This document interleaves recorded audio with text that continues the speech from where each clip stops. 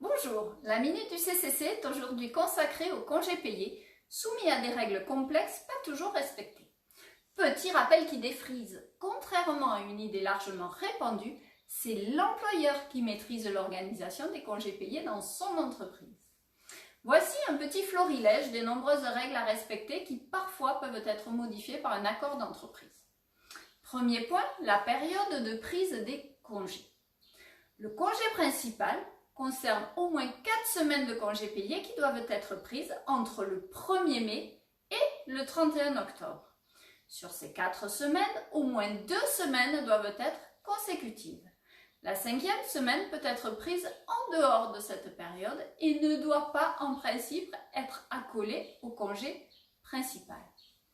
Deuxième point, l'ordre des départs.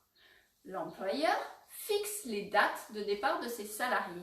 Il doit alors organiser l'ordre des départs en tenant compte au minimum de 3 critères légaux. Tout d'abord, la situation de famille du salarié. Ensuite, son ancienneté.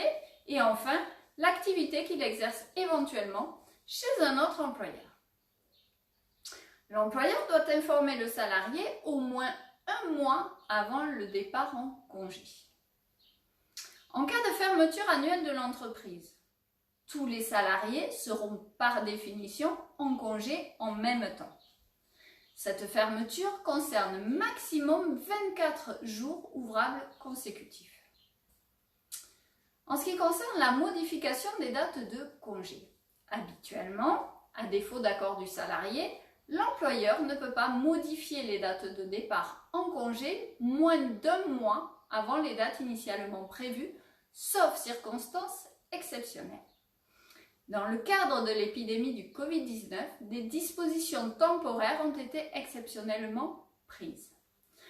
Pendant la période d'état d'urgence sanitaire, qui doit prendre fin au 10 juillet, et sous réserve d'un accord d'entreprise ou de branche, l'employeur peut de manière exceptionnelle imposer la prise de congés payés ou modifier les dates d'un congé déjà posé dans la limite de 6 jours ouvrables.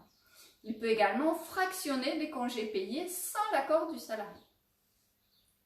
Enfin, un dernier point un peu technique, le fractionnement des congés payés.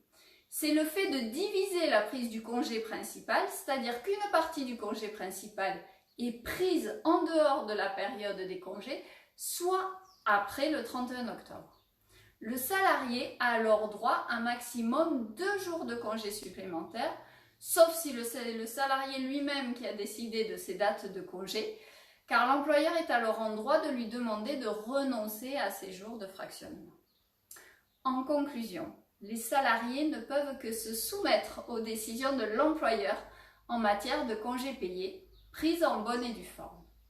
À défaut, ils s'exposeraient à une sanction disciplinaire. Excellente semaine et à lundi prochain pour une nouvelle minute du CCC.